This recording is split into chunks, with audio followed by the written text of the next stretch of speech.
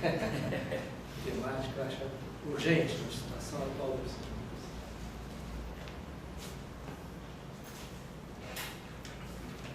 Como se trata de essa tarde polêmica, né, eu acho que esses temas eles são bastante, talvez, os mais polêmicos, né, da psicanálise.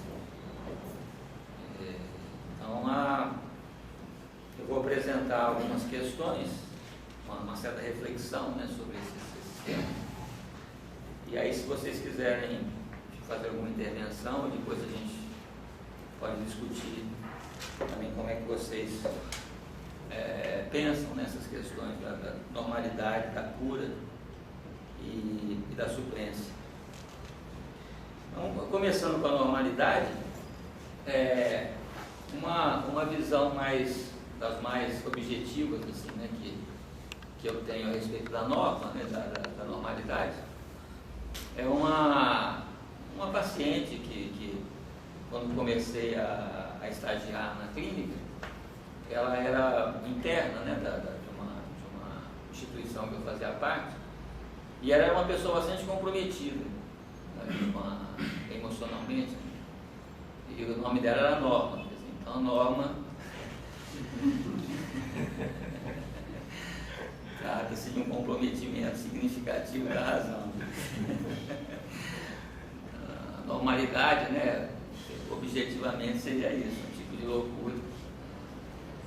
E essa paciente foi muito interessante, importante para mim de alguma forma, porque quando eu cheguei, era a primeira vez que eu entrava numa instituição psiquiátrica, e eu estava provavelmente visivelmente assustado ali com a situação. E quando eu entrei, ela era uma pessoa bastante estranha, fisicamente estranha. Ela se levantou de onde ela estava, ela veio na minha direção, ela pegou na minha mão e falou assim: fica calma que não vai te acontecer nada. Ela me pegou, ela falou: senta aqui do meu lado, fica aqui, pode ficar calmo, não vai acontecer nada com você, meu pai. Então essa é vamos dizer, uma introdução sobre a questão da norma. E como a norma ela é uma concepção da razão, né, da racionalidade, ela corresponde, como a razão corresponde, a uma espécie de geometria, quer dizer, né, como se a gente aplicasse a geometria ao real. Quando a gente vai aplicar a razão, né, a norma, a normalidade, né, às pessoas, né, uma pessoa, é como se a gente aplicasse a geometria ao real, à natureza. E no real, né, não existe nenhuma reta, né, não existe nenhuma esfera ou nenhum círculo. Você nunca vai. Se a gente for desenhar, né, uma árvore, por exemplo, a gente vai desenhar assim. Só que na natureza não existe nenhuma reta assim. Isso né, você não tem uma árvore reta, quando você não tem uma montanha que seja uma parábola. São formas imprecisas, né, que acontecem no real, na natureza. Então, como nós somos, né, parte do real, nós somos também imprecisos. Então, quando a gente vai aplicar a esse real que somos nós, o conceito de normalidade, é como quando a gente aplica, vamos dizer, à natureza, a geometria. Portanto, como haver imprecisões aqui, como haver imprecisões. Então, essas imprecisões é que a gente vai chamar de anormalidade. Ou seja, as anormalidades são as imprecisões do real, quando a gente aplica sobre esse real a razão, os conceitos, vamos dizer, da racionalidade. Então, essa noção de norma, ela serve ao mesmo tempo para se criar a noção de anormalidade, que seriam as imprecisões maiores ou menores em relação a esse encontro entre a razão, a racionalidade, os princípios, né, da racionalidade e o real, que é impreciso, de certa maneira incoerente, né, quando pensado racionalmente. Então, o Foucault, né, ele vai mostrar a questão da clínica, como é que esse conceito de anormalidade ele flutua, vamos dizer, ele varia, né, historicamente, culturalmente, entre a noção, por exemplo, de monstruosidade, onde essas imprecisões, né, são consideradas nessa ordem do monstruoso. Depois, né, elas são consideradas na ordem do pecado, como sendo faltas, né, em relação ao divino. Depois elas vão aparecer inseridas, né, na mentalidade penal, na forma de crimes, de transgressões, de situações passíveis, né, de um julgamento legal. E atualmente, né, elas passam a ser inseridas no campo, né, clínico, na forma de patologias. Então, como o predominante hoje é essa noção da patologia em relação a essas variações, a gente tem, para cada variação, um determinado conceito psicopatológico, que pode ser perversão, pode ser psicopatia, pode ser, né, normopatia, pode ser neurose, psicose, enfim, que são nomes, vamos dizer, que se aplicam a isso, né, que já apareceu como sendo monstruoso, como sendo pecaminoso, como sendo transgressor. Então, de acordo com vamos dizer, a condição social, a situação, né, histórica, social, a gente tem nomes, vamos dizer, diferentes àquilo que a gente poderia chamar de anormalidade. O Canguilhem, ele mostra que dois conceitos, né, de norma. Um, que é um conceito estatístico, você tem uma curva, né, como essa da montanha, e a gente tem uma área dessa curva que a gente chama de curva normal. Então, uma coisa que se situa ali entre dois extremos dessa curva, né, de variações. Ou, né, a normalidade no sentido de um certo agrupamento social, de uma certa sociedade, onde o conceito de normalidade se confunde com o conceito de comum, quer dizer, aquilo que é comum a todos, porque a maioria das pessoas concorda de que aquilo seja uma norma. Portanto, nesse sentido, o normal, ele está ligado, vamos dizer, à maioria, aquilo que se convenciona um determinado agrupamento como sendo do pensamento da maioria. O Durkheim, ele fala de dois tipos vamos dizer, de norma, né, que ele chama de solidariedade. Uma que ele chama de solidariedade mecânica, né, que ele liga a sociedades mais simples ou mais primitivas, onde as pessoas, né, elas tendem a ser mais semelhantes. As variações, né, as diferenças, vamos dizer, dentro de uma tribo, as diferenças dentro de uma pequena comunidade, elas são poucas. As pessoas elas têm uma espécie de repetição mecânica sobre a maneira de ser. E o que ele chama de solidariedade orgânica, né, que é parte das sociedades mais complexas, onde essas diferenças se dão basicamente pelas funções de trabalho. Cada pessoa se distingue, por exemplo, portanto, dentro da sociedade, pelo tipo de trabalho, pela função trabalho que elas exercem.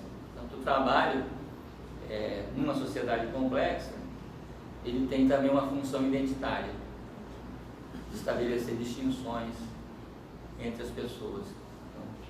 Então, como a nossa sociedade é uma sociedade desse tipo, né, complexa, quando a gente pergunta para uma pessoa, né, me fale de você, quem é você? A primeira coisa que a pessoa fala é o que ela faz. Fala o nome, profissão, o que você faz. E, portanto, uma das coisas que gera mais vergonha, frequentemente, é quando a pessoa vai falar isso. Se ela não está empregada, há uma vergonha, vamos dizer, nesse momento, um vacilo, vamos dizer, nesse momento, né, do que você vai dizer. Porque numa sociedade dessa ordem, né, você fica fora ali, né, do panorama identitário, fica fora, portanto, da própria ordenação social. O Zondi, que é um psicanalista húngaro, ele vem mostrar, por exemplo, que uma série de pesquisas que nas sociedades tribais, né, principalmente africanas, o tipo de mecanismo, né, de defesa que a gente usa, identificação projetiva, a cisão, né, a própria ferverfa, nessas sociedades, frequentemente, elas servem para a produção do sentimento de coletividade, para a produção da empatia, da liturgia. E na nossa cultura, esses mecanismos eles geram os adoecimentos, frequentemente. Porque esses dispositivos, né, eles estão ausentes na sociedade do indivíduo. Portanto, a produção, a centralização nessa função do indivíduo gera consequências diferentes em relação a esses mecanismos de defesa. Então, essa produção, né, da normalidade dentro de uma sociedade complexa, ela é de uma ordem quase que de uma extrema, né, de uma ordem quase de uma guerra. Quer dizer, você tem que... Há um grande estresse, há um grande desgaste para se manter esse senso de normalidade, para você não ser acusado, né, de alguma coisa suspeita. Então essa situação, ela gera, né, conscientemente ou não, em cada um de nós, uma espécie de ameaça constante de um colapso. Como se a qualquer momento você pudesse colapsar, né, nessa ordem da normalidade e falhar perante o próprio social, né, e você aparecer como alguém, no mínimo, suspeito. Porque os padrões normativos, eles vão se tornando altamente rigorosos. Porque como a sociedade hoje nossa, né, ela trabalha tendo essa perspectiva clínica, todas as nuances, né, elas podem ser inscritas dentro dessa ordem psiconormativa. Então, qualquer palavra, né, dita num contexto equivocado, qualquer ato falho, já faz parte de uma situação suspeita.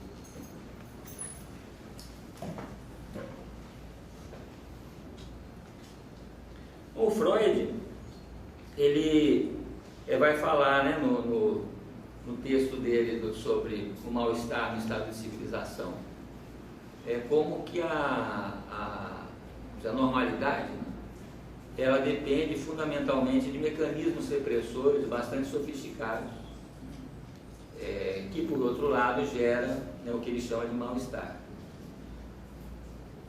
Então, esse processo, né, normativo, ele não só gera, né, um mal-estar, né, e uma procedimento, né, repressor, basicamente também por quê? Né? Porque fora dessa ordem repressiva, a gente tem uma outra temporalidade, que a gente poderia chamar de um tempo lento. Então, um dos, vamos dizer, dos benefícios, né, da repressão é a aceleração do tempo. Então, como a nossa sociedade ela é muito acelerada, né, é porque ela é muito repressora. Porque a repressão ela acelera o tempo. Porque ela elimina, vamos dizer, as contradições. Ela elimina os antagonismos. Então, como a gente está numa sociedade, por exemplo, né, pelo menos supostamente democrática, a gente já está ali há bastante tempo tentando decidir alguma coisa. Que ninguém sabe assim, quando é que isso vai, quanto tempo isso vai levar, porque se discute, né, um acha uma coisa, outro acha outra. Se a gente está numa sociedade autocrática, isso já tinha sido resolvido há muito tempo. A situação já estava, né, se desenrolando. Se a gente está numa situação de estado de sítio, de emergência, né, numa guerra, né, não dá para ficar assim, o general, né, o comandante, abrir uma discussão no pelotão se vai haver um ataque ou não. Cada um dá a sua opinião, assim, não dá tempo de fazer isso.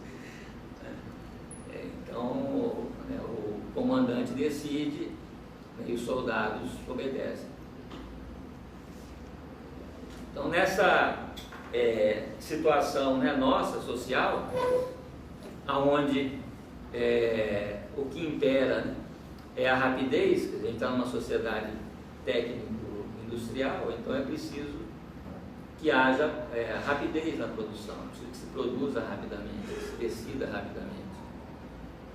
Então esse tempo acelerado, né, esse tempo rápido, ele é nele mesmo repressor e gerando, portanto, esse mal-estar. Então numa sociedade, né, técnica como a nossa, a máquina, né, o estado de máquina no qual a gente se engendra, ele já é nele mesmo repressor, porque a máquina, né, ela não tem contradições, a máquina não opera por contradição. Então o mais comum, né, o mais importante hoje em dia, por exemplo, nas famílias, é muito orgulhoso para os pais, né, quando vai falar dos filhos, dizer, meu filho está com 2 anos e ele já escreve. Já escreve. Então é esse tempo rápido, quanto antes você conseguir fazer as coisas, melhor. Né? Quanto mais prematuramente, como tem uma família que eu já atendi, que o pai era médico, né, e ele obrigava a mulher dele, quando ele tinha 3 filhos, e que assim fizesse, que tinha que tirar a criança, fazer uma cesariana com 7 meses, assim, né? 9 meses, muito tempo você fica 9 meses. Para que 9 meses? Com 7 assim já dá para nascer. Então ele mandava fazer a cesariana com 7 meses. Então esse procedimento, olhando assim, parecendo uma coisa brutal, mas ele é um procedimento comum na sociedade. A gente acha, vamos dizer, uma coisa bastante natural que uma criança, né, com 6 meses, 1 ano, já esteja equipada. A gente acha estranho, né, o que a gente chama das crianças guerreiras, né, que estão equipadas com uma Uzi, né, aos 7, 8 anos, mas as nossas também estão, com mochila nas costas, caneta, lápis, né, elas já estão paramentadas. E esse procedimento, que é um procedimento normativo, é também um procedimento repressor. O Zizek, né, ele diz que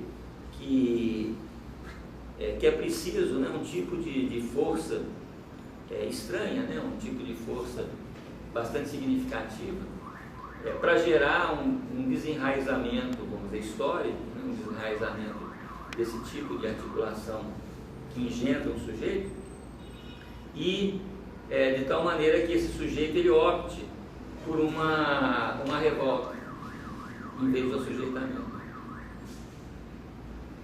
aonde a gente vai ver, né, que essa revolta ela é interpretada, né, dentro do sistema como uma normalidade, uma fuga, né, uma recusa da norma. Na parte ali, né, do Oriente, né, tem uma parte do Oriente que a gente chama racional. Aí no budismo, por exemplo, como é que o budismo concebe, né, essa questão vamos dizer, da normalidade, né, e da norma? Eles dizem que existem três formas, vamos dizer, de se produzir o sofrimento. Uma delas seria a tentativa de controlar aquilo que é movimento, ou seja, a própria vida, por exemplo, ou o outro.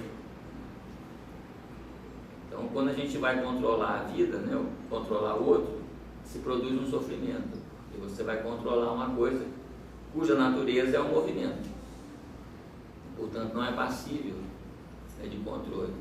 É uma experiência já de início fracassada. A outra forma de sofrimento seria a concepção de que cada um de nós é separado dos outros, separado do seu environment, né, do seu ambiente. Portanto, a ideia de indivíduo.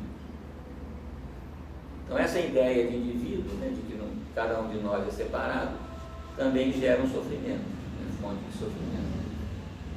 A gente não se vê como parte de uma, né, desse ambiente, dessa ambiência. E a terceira forma é confundir sofrimento com felicidade, que é o mais comum. A gente interpretar, né, que tomar, né, como sendo felicidade alguma coisa que na verdade é sofrimento. Então é claro que essas concepções, que são concepções racionais, para quem mora lá no Alto Himalaia, né, ou ali numa montanha na Índia, é bem mais fácil do que para a gente que mora numa metrópole, numa grande cidade. Você manter, vamos dizer, essa racionalidade. Como uma vez que eu estava ali no Nepal, a gente foi visitar um mosteiro no alto de uma montanha ali, e tinha um monge, né, que tomava conta ali do mosteiro. E aí eu fui conversar com ele. Aí eu perguntei para ele se ali, que ele morava ali, né, vivia ali dentro do mosteiro, no alto da montanha, se ele não se preocupava com os problemas da humanidade. Aí ele falou: quais são os problemas da humanidade?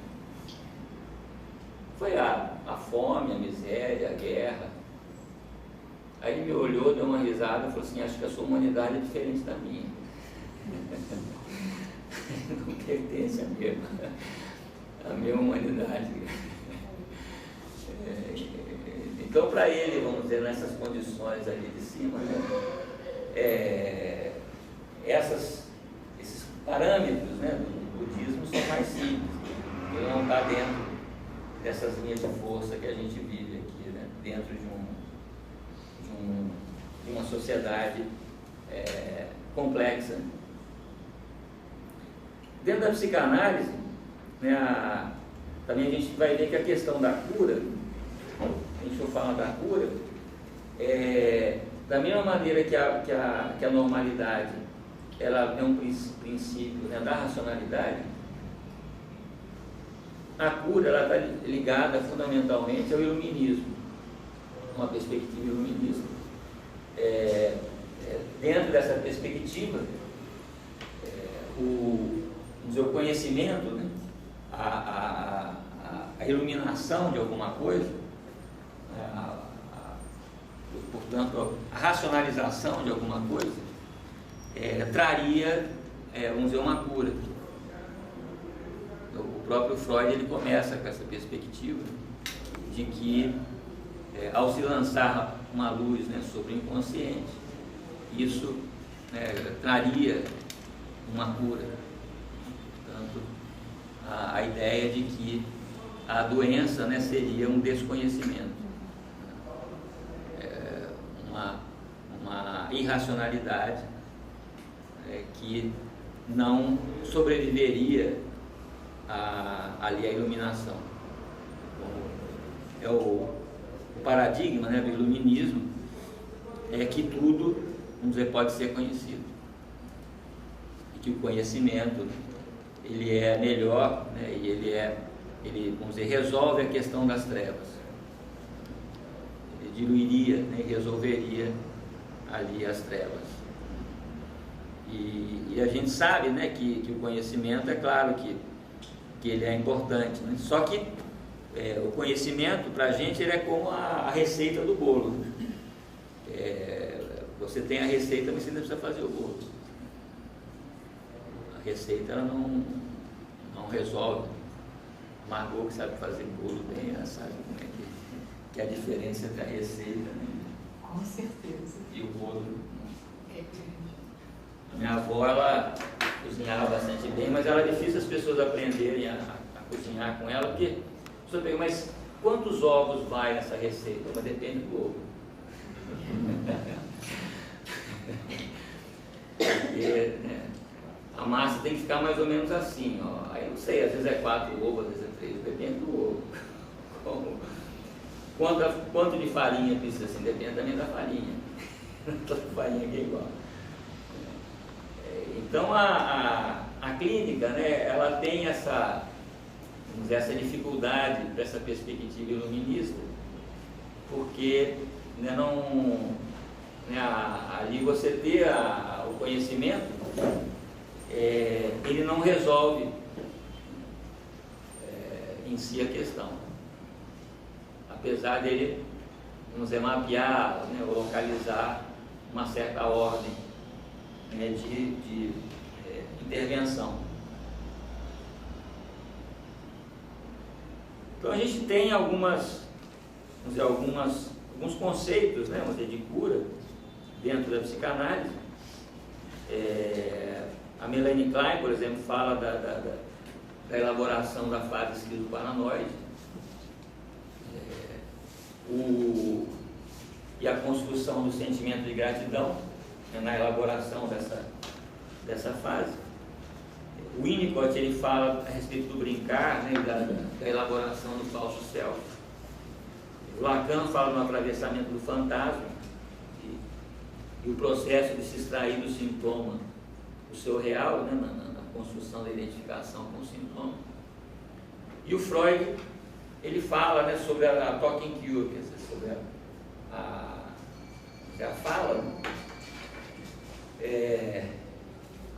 O ato, vamos dizer, da fala, né? O que ele chamava de limpa chaminé, né, o chimney sweeping, como sendo ligado a esse processo, vamos dizer, ali da cura, é onde, vamos dizer, o procedimento, como tem no francês, né, onde a palavra cura é o tratamento.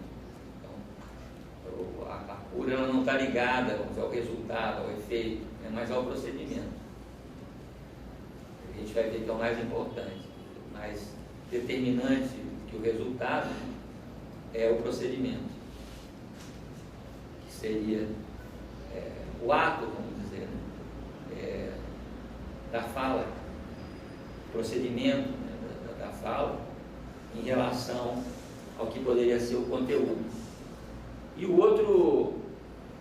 a outra posição importante que o Freud fala é o Liebe und Arbeit, né, o amor e o trabalho, como sendo esse parâmetro da saúde